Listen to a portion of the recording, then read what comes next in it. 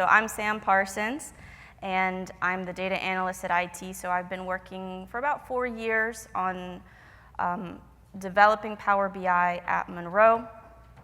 Does anybody here raise your hand if you know what Power BI is already? Okay. Okay, so about half the room, half of that is also Monroe. So let's just kind of lay a little bit of the groundwork. Power BI is a BI solution, and that means business intelligence. So business intelligence solutions are dedicated to giving you a tool to interact with your data, both historical and up-to-date streaming data. So every time you see a pretty dashboard of visuals and trend lines, that's really what it's dedicated to doing. It's made for you to have a way to interact with your KPIs, to explore trends, and make decisions. One of the things about BI solutions that's going to make it more powerful is how many data connectors it has. So sometimes we have platforms where the main point of the platform, like Blackboard, is to be an LMS system, but they'll have an add-on, like Blackboard Analytics. But that's kind of secondary to the point of the software. And so a dedicated BI solution is going to give you more ways to integrate with different data sources. It's also going to give you more ETL tools, so data transformation and preparation. As the developer, the more of these that I have, the happier I am, because it gives me more ways to help the data be presentable to you. And then it's also the idea of having an automatic refresh and streaming data feeds. So a dedicated BI solution is going to have maybe more cloud computing resources, a better architecture on the back end of how you can easily report off of large amounts of historical data.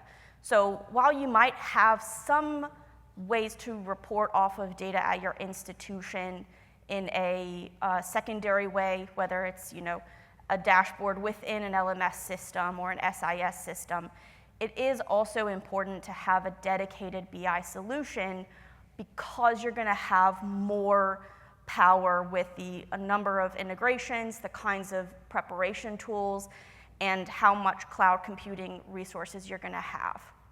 On the right is 2025 Gartner's Magic Quadrant for analytics and BI platforms. I know the text is a little bit small. They analyze a lot of different technologies, and they always use this Magic Quadrant to do so. The x-axis they call completeness of vision, and this is basically the way that they analyze the platform for its readiness for the future needs within the industry. So a high completeness of vision is when the company or the platform is really ready for what tomorrow is going to bring. So within BI solutions, the further to the right you are, the more ready you are for the future of BI. The y-axis is the ability to execute, and that's how well your platform is performing today. So how well your platform is able to today to deliver BI solutions. Power BI is the BI platform developed by Microsoft, who is the leader in both dimensions. Right behind it are other platforms that you've probably heard of, Tableau, Google, and Qlik. But Microsoft currently is, by this analysis, the leader in both dimensions. I just want to get a lay of the room. Given what I've just said, who here has a BI solution implemented at their institution? Okay. Is it outside of Monroe people? Is it Power BI? Okay, so you guys have used Power BI. Wonderful. And you Tableau. Okay, so we've got one school for Power BI, one for Tableau. Anybody else? Qlik. Okay, so we've got one of each. Fantastic. So you guys are going to be a little bit excluded from the next slide, but you still participate. Why do we need BI solutions? I have 4 questions here, and I want us to kind of, as a room, discuss how your institution, if you were to walk into the office on Monday, how you're going to get the answers to these questions. Number 1, how close are we to reaching our enrollment goal? Number 2, what are the biggest demographic shifts over the last 5 years? Number 3, what was last fall's revenue per student? And number 4, how did our athletes do academically this winter? So, does anyone want to volunteer? How would you get the answers to these questions? Dr. Girardi? Yeah. Someone not from Monroe. I mean, what about another data-related question at your job? How would you, what's a data-related question that you would be asking at your position, at your institution, and how would you get that answer? Are we using Excel? Are we using an SIS system report? Are we asking data-related questions at our institution? I mean, we're going to say how we did a sure. Yeah. Show the image, I guess. go to Poly for some of this stuff. We would download it, we pull in Excel. Yeah. We would then parse the data and then format it somehow so we could share it. Yeah, definitely. Very common. I think the woman in the back. Do you want to say something? You had your hand up. Mm. Did you? Yeah? Yeah, so data in our school comes from a number of different places, Slate, different systems, and it's the same idea. It's pulled in, our director of institutional research might use SQL or Python or something to analyze the data, but it's still a manual process of bringing in it from different platforms. So what would, In one place to look at it. okay. So what would be kind of like a turnaround time for that? If you were to tap that VP, let's say the second question, biggest demographic shifts in the last 5 years, you tap the VP for that question, what would be an average turnaround time? I'd prioritize it to the top of the list, but it still could take a couple of days. Couple days. Okay, yeah. Sure. Pre-PowerBI, when I was assistant dean in my school, and I felt like I needed any data about my students, I'd have to put like a help desk ticket into IT. Okay. And I would request a report I thought was very specific, like I need to know A, B, or C. Mm-hmm. And they would take a few days and they would send me like a homegrown sort of report and tell me to kind of do it on my own to get my data. Yeah. And if I ever needed like a different data, I get the same exact report. And it's like, well, I don't understand why I'm asking you for this, and I'm still getting the same report. Yeah. So I actually felt like I had almost no access to data when I was in my school. Yeah, absolutely. I think that's common. So when we're thinking about these questions, when you're doing it manually, are we actually even using the same definition of enrollment, right? Because when we think about, well, I just downloaded an Excel file from Slate or my SIS system, maybe I'm checking in Blackboard for the number of registrations, who knows, right? We all kind of have our own little data silos. But if the president asks for these 4 questions and says we're going to have a data outcomes day, we're going to go through all 4 of these questions, and each of the VPs has their own report, and the bottom line on all these reports has a different enrollment number. It's kind of paradoxical because we're a higher education institution. It's the most essential KPI, what's our enrollment? And yet, that first question, very operationally enrollment related, the enrollment goal is one thing. And then the second question, we go to institutional research, they've got a different definition of enrollment. The third question, we're going to finance, they've got a different definition of enrollment. And then the last one, academics, they've got their own. And so how can it be that we're a higher education institution and we can't agree on what the enrollment is, right? How fundamental to us. This is what was happening at Monroe for a long time. I call this the BS era, which is the before Sam era, because there's a lot of BS going on. Most of the time, you would just dump the data into Excel, right? Maybe if you were really fancy, you had something dedicated within SQL or Python. I don't know if anyone at Monroe was quite there, but you'd get the raw data. You'd get your data dumped. Maybe you would call 1 or 2 other offices to verify the number, to do a little bit of a sanity check.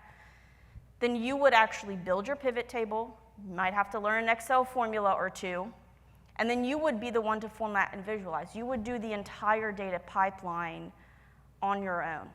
And every office would do this within their own silo. I have a couple of quotes here from different people at Monroe, one in academics, one in admissions. Dr. Harris said, "I was constantly chasing down spreadsheets, asking colleagues for reports, wrestling with inconsistencies. Data insights were buried under a sea of paperwork and manual processes, making it difficult to make timely decisions before Power BI." How many people can connect with that quote? Yeah. Yeah. And we have Dean from admissions. Before Power BI, things were disjointed. We had poor data retrieval, absence of real-time integration with our SIS system. Every report required manual data extraction and insight with limited or no ability to dig further or interact with the data. So this is very common. I think we can all connect with what is being spoken to here, right?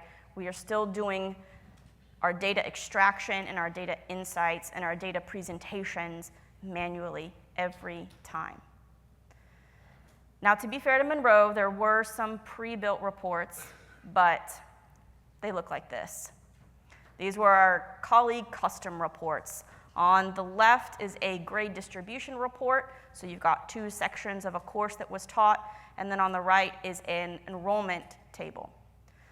But this is psychologically a brick wall, right? Where's the insight, right? Where's the interaction with the data? You're delivered you can go into the colleague screen, you put in the term you want the report for, it prints it out, but then you're still having a hard time interacting with the data, right? So even when your KPI is well defined because it's programmed in, and when it is automatically generated, you're still missing that component of interacting with the data, right? A tool to dig in further, right? So this is our enrollment goals report. And I know it's probably a little bit small, but this is not a screenshot. In the top left, you can see the timestamp is as of this morning. So because Power BI is a Microsoft product, it's well embedded, it's easy to embed within PowerPoint. So I can actually give you guys a little bit of a live demo. This is that first question. How close are we to reaching our enrollment goal? On the table on the right, you can see we have our campuses broken down by undergraduate and graduate, and there's nice little visual check marks letting you know where the goals have been met and where they have not been met. You can see at the top I have new clicked. So for new students, we've reached our goal. We're over our goal by 17%. This is accessible. This is accessible by everyone at the college who uses, who works with enrollment goals, right? So this is not just for, the people who have the power to ask the right people the question to get it in a turnaround time by end of day or a couple of days. This is accessible to anyone to use any time of day. The visual on the left, we've got an enrollment timeline giving you I'm going to scooch over here real quick, giving you a really easy way to see visually how we've progressed towards that goal. You can see this is where our Mod B enrollment started. So this is just a really easy way to see when did we reach that goal and how we're continuing to progress past that goal. The bottom left visual gives us 4 bars for our uncompleted goals, and I can hover over those bars and get more detailed information. So if I were to hover over, come on. There you go. So here you can see what the goal is, a little bit more detail, the numbers. The difference to goal is 21, so we need 21 additional students to this goal. And if I unclick the new button, you can see this is for the whole institution. That timeline has that green horizontal line indicating where the goal is. And you can see there's a student here who is miscoded. I can't control this, I didn't plan for this, but it's a great representation. Someone comes in here, this student needs to be cleaned up. Someone needs to go into their record. Well, here what you can do, I'm not going to do it because I don't want to show who the student is, but you can right-click on that number and it'll take you to the student list. So anytime anybody disagrees with a number in Power BI, I tell them to drill through and do a reconciliation on their own. They've got their Excel list of students. You can get the same list from Power BI, and we can reconcile if there's any difference. The next report, this is that second question. What are the biggest demographic shifts in the last 5 years? So this is our enrollment trends. The enrollment number for spring is the same on this page as it was on the last page. If you don't believe me, let's go back. 7746. And I come here, this top left visual, it's a little bit small, but it says 7746 for spring. So I walked from an operational report, finger on the pulse, where are we with our goals, to a strategic self-evaluation report. What is our trend over the last 5 years? Same exact enrollment for spring. So here I can, it's a little bit more vague of a question, right? But if I come over here to our chart options, this controls what the visuals are showing. So you can see I have campus selected. So the line chart is giving me enrollment broken down by campus. The current enrollment by percent is giving me proportions of my enrollment by campus. I can easily switch that. So I'm going to come over here, and I'm going to select age over under 25. So here's how we have changed our enrollment by students 25 plus and under 25. And it took one click, right? So I'm already partially through that question, what are our biggest demographic shifts? And you can see the visual in the bottom left is giving me an idea of 46% 5 years ago was was the proportion of students over the age of 25 that we were serving. Now that's up to 58%. And so then students under the age of 25 has gone from 54 to 42. So we're shifting. Now somebody might look at this and say, well, that's just saying that KGS is growing. Our graduate school is growing. Of course, that's going to skew older students. And I set myself up for a great follow-up because I can easily filter down to just my undergraduate students. So it looks a little bit different, but still, there is a shift, even within just undergraduate. We used to be 40-60, now it's 50-50. So that's an important insight, and it took me less than 2 minutes, took me a couple of clicks, right? The issue that this brings up is that now there's so much to explore, and it is almost overwhelming. You're looking at this menu of breakdown fields that you can visualize. That's a great opportunity for AI, right? Where it's like, I've got this huge data model, we've got all these codings, right? So that's my big dream, is even just giving an additional tool where you don't have to click around manually. But for now, this is really useful. Again, so many people at Monroe have access to this. It's not just VPs, it's not just the executive suite. If the dean of the School of Allied Health wanted to understand how the demographics within her school are changing, she has access to this. She can filter down to her school, and she can do the same exact exploration. And it's empowering to her because it's the same exact report that's being used to inform the executive suite. Right. Last report I'm going to walk us through. This is our pass rates analysis report. So this is for winter. The left-hand visual, this is pass rates by course subject, so I can see where students are doing well. That vertical line is the overall pass rate. So it's 90.5, and I can see the subjects where it's above the average and below the average. This is almost limitless granularity because I can come up to this chart by course subject. You can see there's so many different options here. Whoops, there we go. There's so many different options here. I don't need to see it just by subject. I have I'm obviously not going to do this, but there's faculty, there's the high school programs, there's midterm grade. If you want to kind of see, I know pass rates by midterm grades are different. How different are they, right? You can also, I skipped over the revenue per student one because I'm not going to show that, but that last question we had, how did our athletes do academically this winter? I can come over here to the filter pane if my mouse will show up. There we go.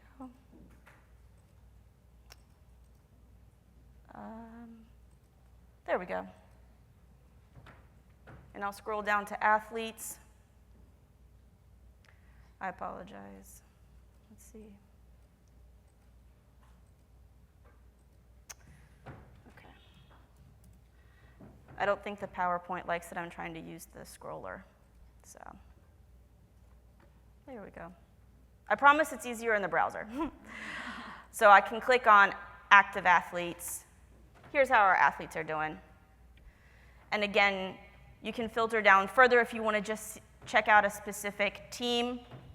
All of these visuals are flexible in what field you're actually doing the breakdown by. The two on the right now they're by school, but you could do them by program. You could do them by what high school they came from. You could do them by sport. There's really just limitless granularity. And the really powerful thing about this is when you have any of those 4 questions, you don't have to have a turnaround time. You can say, bring up Power BI, we're going to have the discussion right now. So you can ask the question, how did our athletes do academically this year? You're not sending that question off to a VP. You and that VP are sitting in the room exploring this report together. And by the end of that hour, you're already at the point where you're making database decisions. I'm going to pass it over to Dr. Adler, who's going to walk us through some real-life examples. Here you go. Thank you so much, Sam. That was a great introduction. And I'll say that everything I know about Power BI, I did learn from Sam. It was about 2 sessions, and I think I managed it, and then I just started playing with it on my own. So I am the Dean of the School of Allied Health. I currently oversee 10 programs, and that's a lot of data. And that's a lot of data coming from multiple places. And what Power BI has allowed me to do is focus. So I have programs that are doing phenomenally, and I don't have to think about them. Classes that are doing great, I don't have to worry they're running awesome. And then I have those that need some help. And so what Power BI does is it allows me to pay attention to what I need to pay attention to, and then start to improve our enrollment, our retention, based off of where the issues actually are. So I can see enrollment, as Sam showed, by different communities. Our older students, the number is growing. They have different needs. They have more virtual needs. They have more online needs. So as I'm building my semester by semester schedules, I can build them off of what I need. Last week, Dr. K, my boss, and I were in a meeting, and we're talking about next semester schedule. He's like, well, do we need that class? I'm like, I could find out the answer right now because I have the data. I could actually see how classes are doing based off of their modality. So we have in-person classes, we have virtual classes, we have fully asynchronous classes. Some of them need some more support. And that could focus me and say, listen, this class, not doing so great in an online fashion. Maybe we take a TO and put it just in person or put it just virtually. I could see outcomes based off faculty. And we don't use this in any punishment way, but we are able to then reallocate our professors. Some of our professors cannot be in a 100 level class. Some of them need to be in graduate school. And this way, we can then curate that the best professor is in the situation that they're best in, and everybody is doing their best. And what I really love is that every semester, I make a change. I do something. And when that semester's over, I don't have to bug Sam, I don't have to bug anybody. I could see, did my change do anything? Did I make an improvement? The answer is not always yes, but I have the data. And I do not like asking people so many questions or for help. I like to be able to own it, and it allows me to. And so what I'm gonna do is give you a little scenario, a story about how I used it to fix and work with one of our legacy programs. So our medical assisting program graduated their first class in 2005. And 2005 was 20 years ago, and there's a lot of differences in our students, in our programs, in our classes that we haven't been paying attention to at all. And so last year, I sat down at one of our first outcomes meetings, and I'm seeing all this data, and I'm like, okay, so what are we doing about it? And they're like, well, you figure it out. So I sat down, and I started to figure it out. And I looked at the enrollment trends, and they have dropped. Why have they dropped? What's going on? I looked at the retention rates. That's something that Sam didn't show, but you can see retention after 1 semester to 2, 1 semester to 3, and you could see it based off of every cohort. And so I could see how my TG, my traditional grads coming straight from high school, are doing. I could see how my older adult students are doing. I could see how my fully online students are doing. And I looked at their retention rates. Our medical assisting program is a 5-semester program. So semester 1 to 2, there was a little bit of a drop. And then I saw a plummet after semester 3. What's happening? But they're staying, so those that we keep stay. And I'm starting to ask myself these questions based off of real data. And then I looked at graduation information. And what you can do is I can look at everyone who didn't graduate, and I could drill through those numbers, and I could get every single student that started in that semester and didn't finish, and then start to investigate why. So Power BI gives me that first step into asking, what can I do to fix things? And listen, again, not everything works, but how can I start? And so instead of scraping a program or making massive changes, I could start off on the right foot, with data on my side. And one of the amazing things I was able to do is I was able to look at their curriculum as a whole. So yes, I'm looking at the School of Allied Health classes. They're doing Medical Assisting 1, Medical Assisting 2. They're doing their practicum. But I'm also able to look at their general education classes. So they take math, they take English, they take psych. How are they doing compared to everybody else? And when I looked at those general education classes, I was very surprised. They are, on a whole, struggling more than everybody else at Monroe. So what are we doing to support these students? Why are we expecting them to stay and retain and do well if they're not getting help that they need? And so what I did was I created a new class for them. And so in the beginning, or before I made the changes, they were in an introductory class with 2 other programs. They were lost in the sauce. They came, they took the class online, they took it virtually, they took it in person. No one forced them to do anything, and they were just out there. And so what we did is we made a new introductory course. We forced them to come in person, face to face, and we started giving them their own identity. I created the class based off of the academic struggles that I saw. So I put in a week of math because I saw that they needed math help. Okay, they need math help. Let's get them math help. I was able to talk to the professors who taught the medical assisting classes. What are your biggest struggles? Let's build it in. Let's build in some accreditation requirements. So they're starting off by doing something. This allowed for creation of this cohort model, which they did not have before. Before, by the 3rd semester, that's when they started hanging out with each other. But here, by the 3rd semester, they've been together for 2 semesters. And we're starting to see they have made a community with each other. And our other clinical programs, they were doing great because they had this to begin with. So here, we were able to tweak it so they were building strength. And we provided them with uniforms. And so now when they're in their classes, we know who they are. We can talk to them as we know who they are. And they are getting a lot more self-identity. So we did this in the fall, so everything I'm going to show you now is kind of relatively new. I don't have any retention data yet because they really haven't graduated yet. They'll graduate in the winter. But this graph came from Power BI. The top is my new class. I called it HC 101, Introduction to Medical Assisting. And this is data, the top one is data from the fall and the winter. Their pass rates were 84.4%. The bottom was their old introductory class. And their pass rates were 66.7%. And again, I was able to filter. These are just medical assisting students. These are just the semesters I want to see. And I'm able to see an improvement. And this is something that gives you meaning to what else can we do? How else can we change things? And then when I looked at their 2nd semester classes, so they take midterm and A&P in their 2nd semester, And so those that took it in the winter, the top one, who had that introductory course, improved their pass rates by 5% compared to those that took the second semester classes in the fall. And these are starting to show us, okay, by giving them that foundation, we are strengthening their outcomes, and we're making a difference in their lives. And so Power BI allows me to make changes all the time and regularly assess them.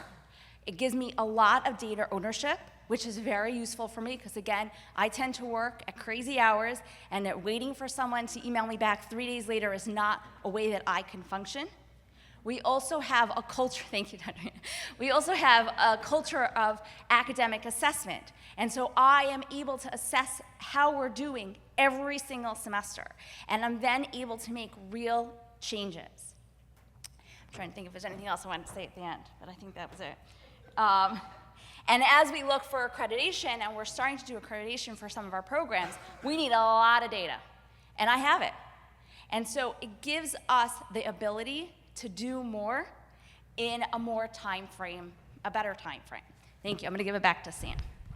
I don't. Oh, you have this.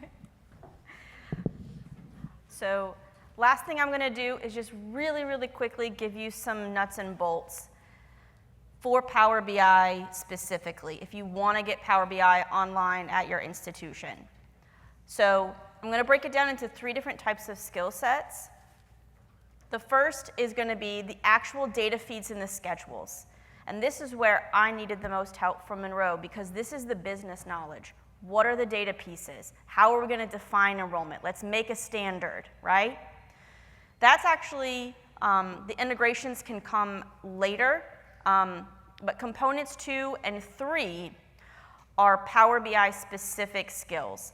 So you're going to have your semantic model. This is going to be the brunt of it. That's going to be the DAX language and the modeling relationships. And component 3 is the report design, right? So what the UI looks like, how it's being presented. This is also nice for your institution because it standardizes the presentation of the data, right? So you're standardizing your colors and your fonts, which is always nice, right? I mean, how many people have had an Excel file with a table that did not have the prettiest colors, right? I know my mom used to work at the Department of Veterans Affairs, and there was this one guy who had this Excel file, and every tab had its own color, and it was so unreadable, and she would just commiserate about it with me all the time. We don't like data presented that way when everyone's controlling their own UI, right, their own color scheme. Components 2 and 3 are completely free to learn. You can download Power BI Desktop for free and learn these skills. What you pay for when you buy Power BI are 2 things. The first is a license for the capacity. So when I was talking at the beginning about the cloud resources to warehouse your data and refresh your data, that's the premium license that you're going to pay for. You can do that later. The second part is the license for the developer, for me to be able to publish the report to the cloud. So you don't need to pay for these until you have a proof of concept. So if you want to get Power BI online, what you can do is you can task a small team and say, let's download Power BI Desktop, let's do a proof of concept, you can start with just an Excel file as your source and do a data integration, a live data integration later. But get a proof of concept, start thinking about the business knowledge of your data, right? Then you can worry about the licensing. The last thing I'll leave you with is a quote from Jackie Ruger, who is our VP of Public Affairs. She says, Power BI has been an absolute game changer for Monroe. It has given us reliable, consistent, and immediate access to real-time data, empowering our teams to make faster, more insightful, data-driven decisions. It has also enabled us to identify data trends and pattern shifts more readily, which means we can respond faster to arising issues when necessary. I want to thank everyone for coming out. These are our business cards, and we will take questions, if there are any. Thank you. Yes. Great presentation. Thank you. Very timely. We've been on the precipice of Power BI for quite some time. The thing that's really held us back is the understanding that I've had, at least from the folks that I've spoken to around campus, is Yeah. between Sonus and Slate and Yeah. PowerPage and a variety of other things that the lack of integration and the need for a data warehouse. So Yeah. is that true? How can we proceed without jumping into a full-blown data warehouse? Yeah. Yeah, so the way that it'll work is I think you would just start small. That's the way that we did. We started with just enrollment, right? Things like retention and graduation rates. We're just now working on a report for the admissions funnel, right? Like we're 4 years into Power BI and we're just starting to, so you just take it in small bite-sized pieces and that will evolve over time. So you almost want to create the need for the data warehouse by having the Power BI reports themselves, where it's like we have so much data that we want to report off of. We want these reports to have so much data behind them. So that, as a developer, I started small, and as people started seeing Power BI, they're like, I want my data in there. So then I added in. So then the warehouse almost grew organically because I just kept having requests. I want this, I want that, I want to be able to see the admissions funnel from inception, from the prospect all the way to graduation, right? And so that's how I have experienced it, is as a developer, it almost grew organically. And that is, for me, something I want to do a little bit more intentionally now that we're at the point we're at. So I don't know if you need to think about the warehouse first. The great thing about Microsoft is about 1.5 years ago, they introduced Microsoft Fabric, which is this really great pre-bundled collection of tools from Azure. And so it's almost like an entire data ecosystem, like every tool from, you can build lake houses and warehouses, you can use all of the same data connectors that Power BI uses, but you can do it at a really large scale. So if you do want to think about warehousing first, I would step back from Power BI and look at Microsoft Fabric, because then you can implement Power BI in a very, very clean way. So, yeah. Just to kind of tie into this question to help, and I don't even know the answer, how many different systems are you currently going into Power BI just right now? Yeah. So we use, of course, our colleague system.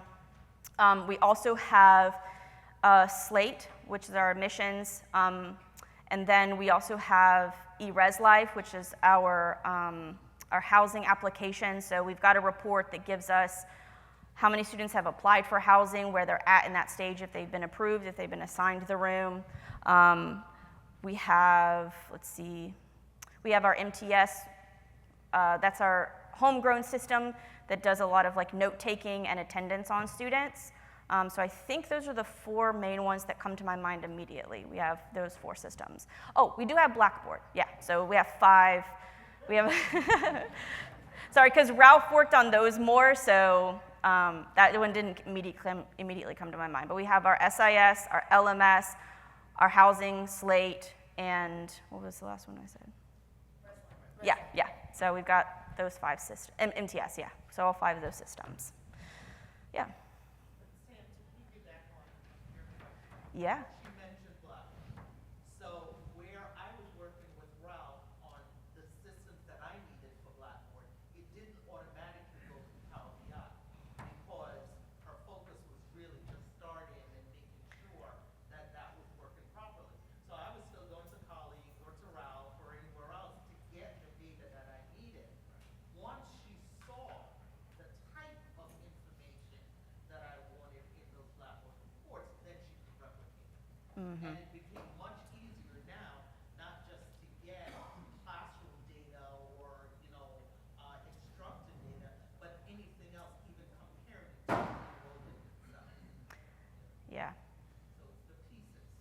Yes, yeah, and so for instance, we connect our MTS system for attendance. They're still going to MTS for detailed, very granular reports. We have a last day of attendance report in Power BI. That's a finger on the pulse. who is not attended in 2 weeks, who needs to, be addressed, and what are the students who need attention with their attendance. And you can see that as soon as it refreshes twice a day, in the morning and the afternoon. So, any other questions? Yeah. I did want to just throw out, and this may be helpful for the LAM folks and any other institution who's using Slate, that we have a group of our folks who are at the Slate conference right now. Yeah. And one of the things that Monroe has been doing is moving from that homegrown system to something called Slate Student Success. And I don't know if you want to say a few things about that. Oh, that's my talk at 1 o'clock. Yeah. To be continued at 1 o'clock.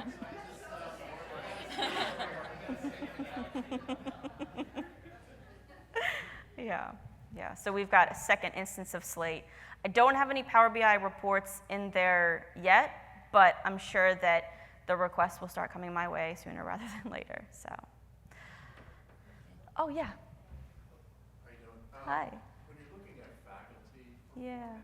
performance, how many entry points are you looking at? And did one pop up where you said, I never in a million years would have thought, looking at faculty performance, their course performance, that I would never have ever measured this as an indicator to name change or Yeah, that's a great question. So I just want to state again, we don't use it for punishment or punitive. We do it for informational and making sure everyone's set up successfully.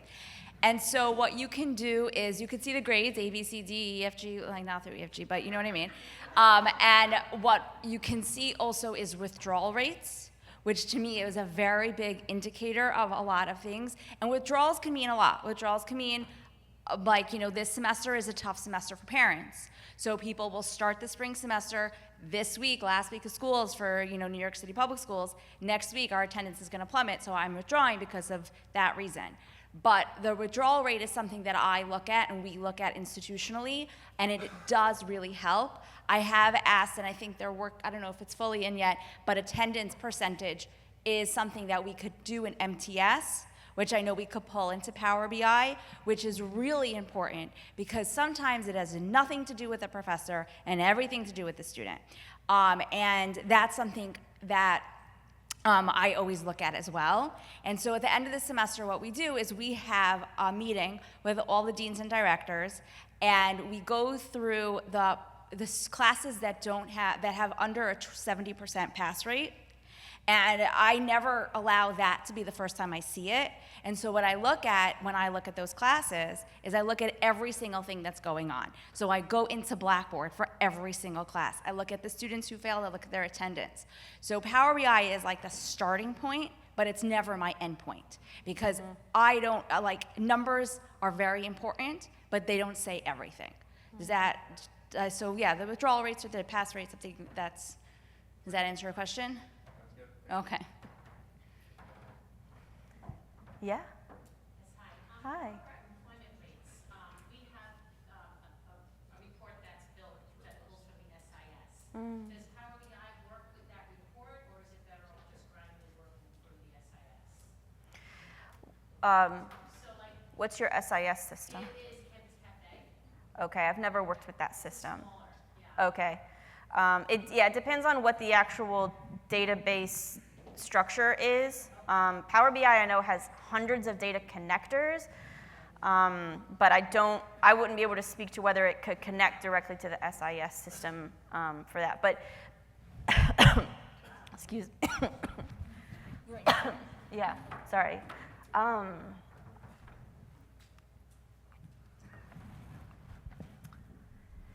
The beauty of Power BI is that it's not biased towards any type of data or type of metric. It's such a blank canvas that, people use Power BI in all different industries. Excuse me. So I don't know if that answers your question or not. Sorry. I don't know if that's a natural indication for us to go to lunch or not. Are there any other questions? Yeah. Anyone at Power BI or Microsoft that you connected with or worked with or consulted? That's actually been something Sorry, I don't know why I have something in my throat. Give me just a second. I can't answer that, so we have to. Yeah. We obviously have a Microsoft manager, but he works more with the CIO. Sorry, I think I have something in my throat. I'm going to turn this off. Yes. Yeah, you can always answer questions, and our info is up there. Yeah. But I think if that's it, Donna, could we go to lunch? It's always the hardest talk, the one right before lunch. Yes. Thank you. All right. Any other questions? That was a really amazing presentation. Any other questions?